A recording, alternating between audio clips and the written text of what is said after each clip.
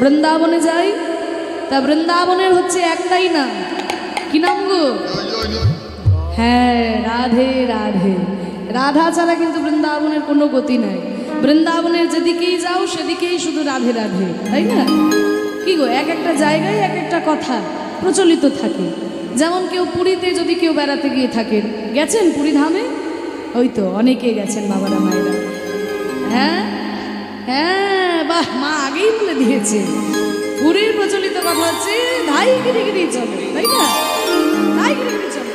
তা আমি যখন প্রথমবার গেছিলাম পুরী, তখন আমি খুব ছোট, এই ক্লাস 2-3-তে পড়ি। তো তখন যখন বাবা মায়ের সঙ্গে গেছি, আহা কি আনন্দ!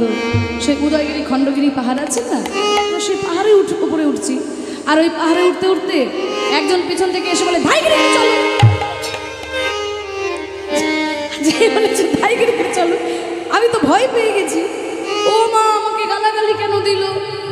তারপরে বুঝতে পারলাম যে না না, ওটা কোনো গালাগালি নয়, ধাই গিরি গিরি মানে হচ্ছে তাড়াতাড়ি তাড়াতাড়ি। এক একটা জায়গায় এক একটা কথা প্রচলিত থাকে। বৃন্দাবনের একটাই নাম রাধে রাধে।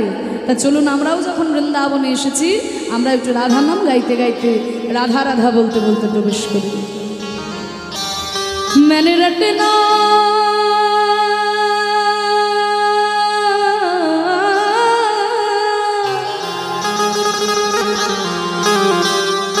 मैंने रटना मैंने रटना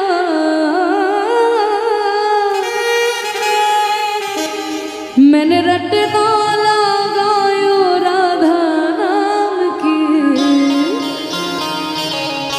मैंने रटना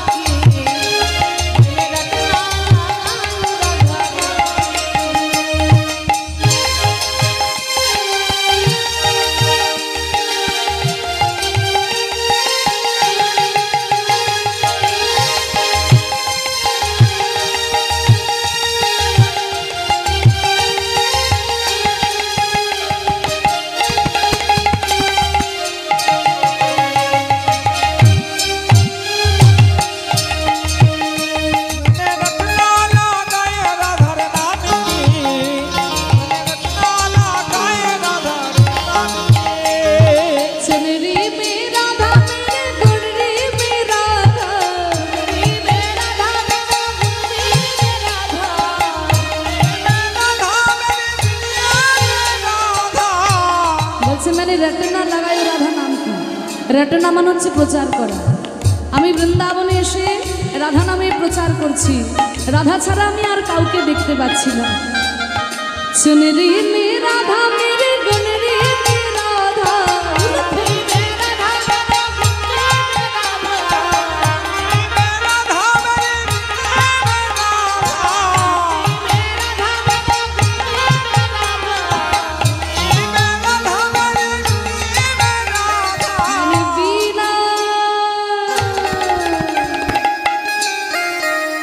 मैंने बीना उठायो राधा नाम की रटना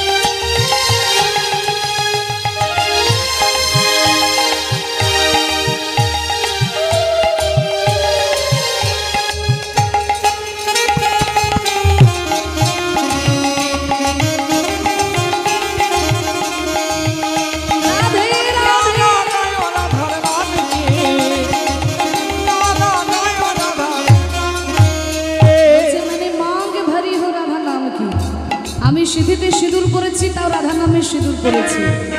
ও মায়েরা, তোমরা সিঁথিতে সিঁদুর কেন পরো গো? বলো। হ্যাঁ, বাহ, বলেছি স্বামীর মঙ্গলের জন্য সিঁথিতে সিঁদুর পরো, তাই তো?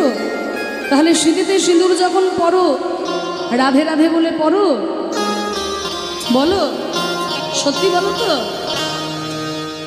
হ্যাঁ, কাল থেকে যখন সিঁথিতে সিঁদুর পরবে, রাধে রাধে বলে সিঁদুর পরবে। কারণ বৃন্দাবনের মেয়েরা যখন সিঁথিতে সিঁদুর পরে, জানো তো, রাধে রাধে বলেই সিঁদুর পরে। কারণ তারা রাধারানীর কাছে এসে বলে, হে রাধে, তুমিও তো বৃন্দাবনের মেয়ে, আর আমরাও যে বৃন্দাবনেরই মেয়ে।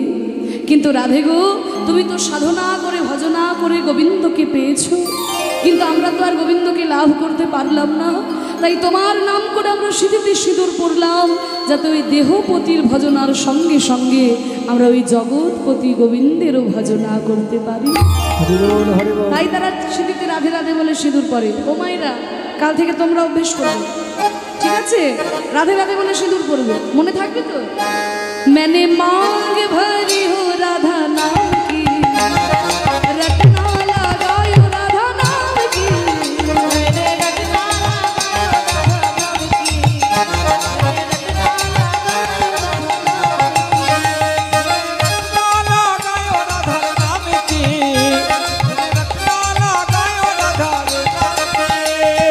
अंग अंग राधा मेरो संग संग राधा,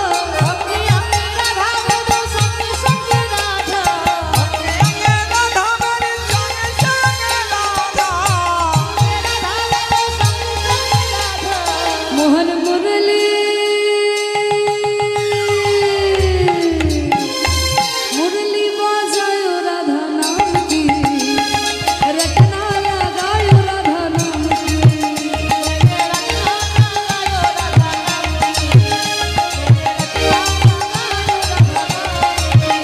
मैंने रटना लगायो राधा नाम की, मैंने रटना लगायो राधा नाम की।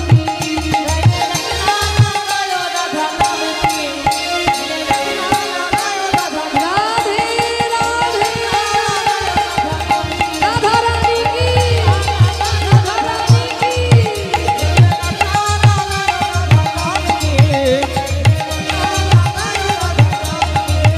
मैंने रटना लगायो राधा नाम की, मैंने रटना लगायो राधा नाम की।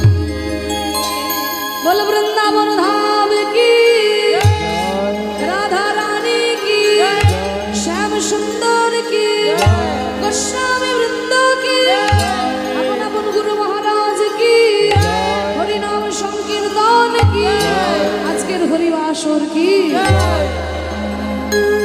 মধুময় শ্রীধাম বৃন্দাবনে আমরা এলাম, কিন্তু আমাদের মনকে নিয়ে যেতে হবে মধুময় বৃন্দাবনে। আর মনটা যদি ঘরে পড়ে থাকে, তাহলে বৃন্দাবনে দেহ নিয়ে গিয়েও আমাদের কোনো লাভ হবে না। তাই মহাজন বলেছেন, যেখানে হয় হরিনাম সংকীর্তন, সেইখানেই হয় মধুর বৃন্দাবন। তা এই মধুর বৃন্দাবনে আমরা আস্বাদন করব সর্বলীলার মুকুটমণি লীলা, শ্রী শ্রী রাসলীলা। তা মাগো, এই রাসলীলা কিন্তু এত সহজ জিনিস নয়।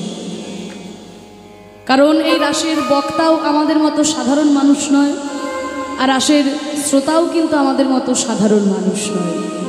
তাহলে আমাদের একটু ভালো করে জেনে নিতে হবে যে রাসের বক্তাকে আর রাসের শ্রোতাকে। রাসের বক্তা হচ্ছেন স্বয়ং সুখদেব গোস্বামী পাদ, আর রাসের শ্রোতা হচ্ছেন মহারাজ পরীক্ষিত। মহারাজ পরীক্ষিত হচ্ছেন এই রাসের শ্রোতা, আর বক্তা হচ্ছেন সুখদেব গোস্বামী পাদ।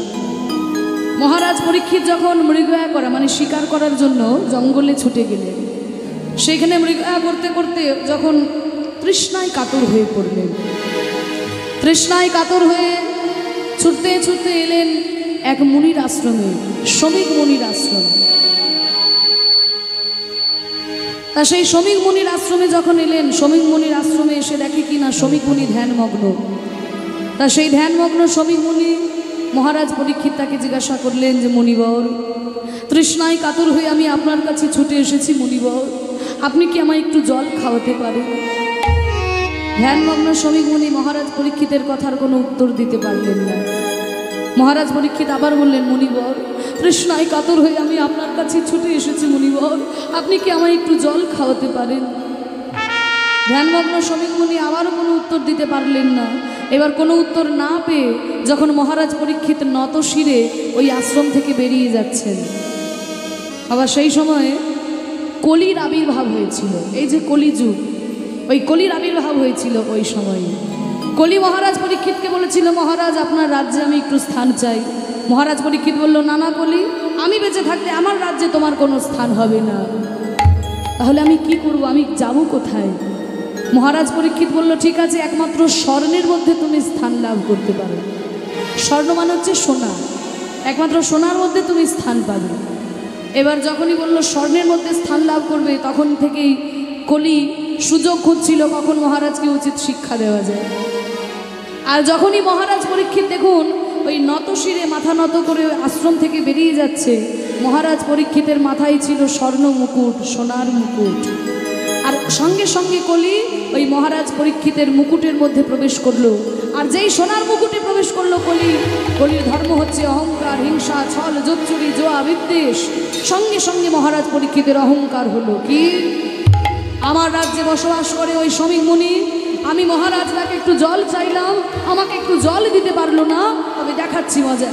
এই বলে করলো কি, রাস্তার মধ্যে পড়েছিল একটা মরা সাপ, ওই মরা সাপটাকে নিয়ে গিয়ে ধ্যানমগ্ন শ্রমিক মুনির গলায় ঝুলিয়ে দিলে।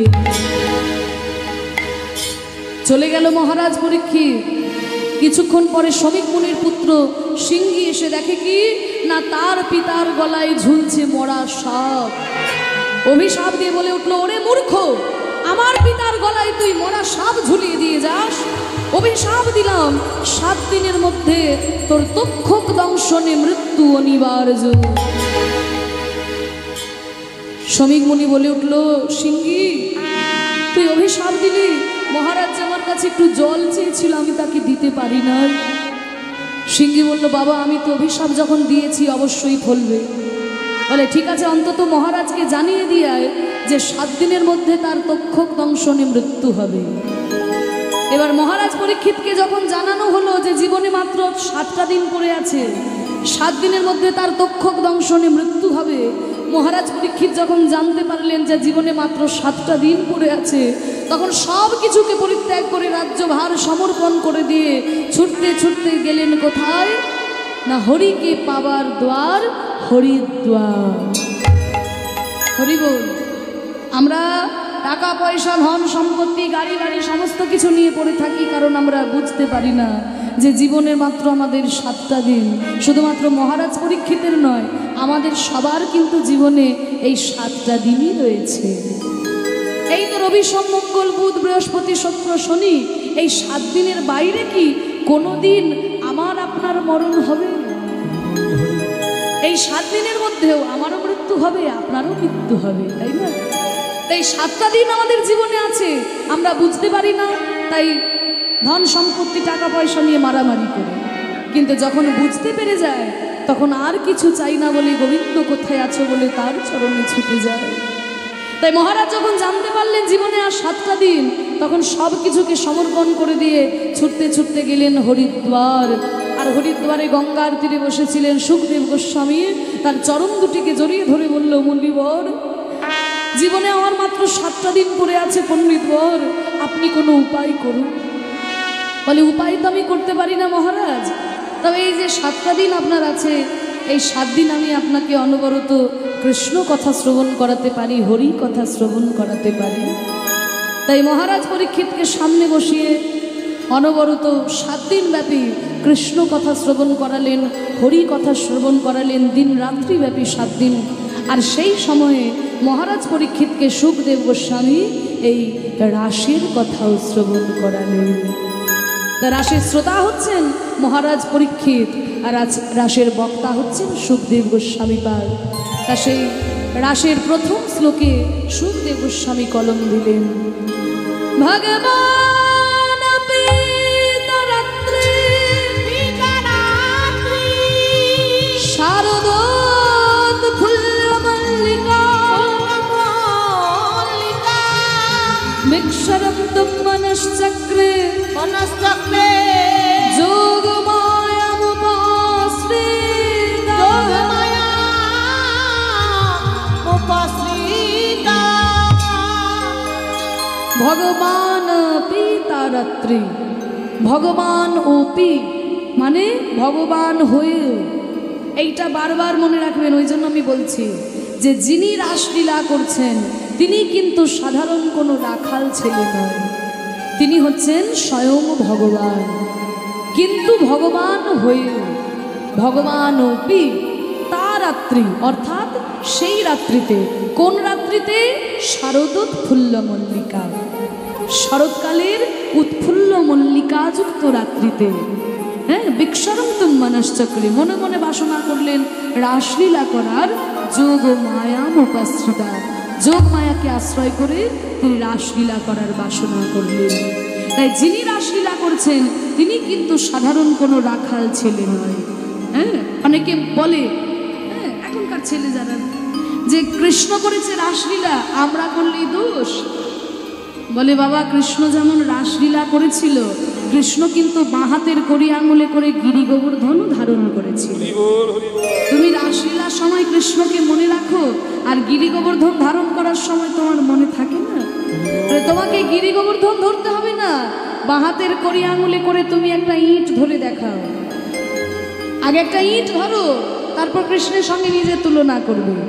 কারণ তাকে রাখাল ছেলে দেখতে হলেও তিনি কিন্তু মোটেও রাখাল ছেলে নয়। কোনো দেশের প্রধানমন্ত্রী যদি অভিনয় করার জন্য মঞ্চে উঠে একজন চাকর সাজে, তাহলে সে কি চাকর হয়ে যাবে? কারণ যতক্ষণ অভিনয় মঞ্চে থাকবে ততক্ষণ চাকরের অভিনয় করছে, যখনই মঞ্চ থেকে নেমে যাবে সে কিন্তু দেশের প্রধানমন্ত্রী, তাই না? তাই তিনি লীলা করার জন্য নেমে এসেছেন বৃন্দাবনে, সখাদের সঙ্গে নিয়ে খেলা করছেন। এটা দেখে তাকে কিন্তু তোমরা মোটেও ওই ছোট্ট রাখাল ছেলে বলে ভুল করে নিও না। তিনি খেলা করেছেন বৃন্দাবনে, কিছুদিনের খেলা, কিন্তু তার খেলার চিরস্থায়ী জায়গা কোথায়? ওই যে কবি নজরুল ইসলাম বলেছেন না,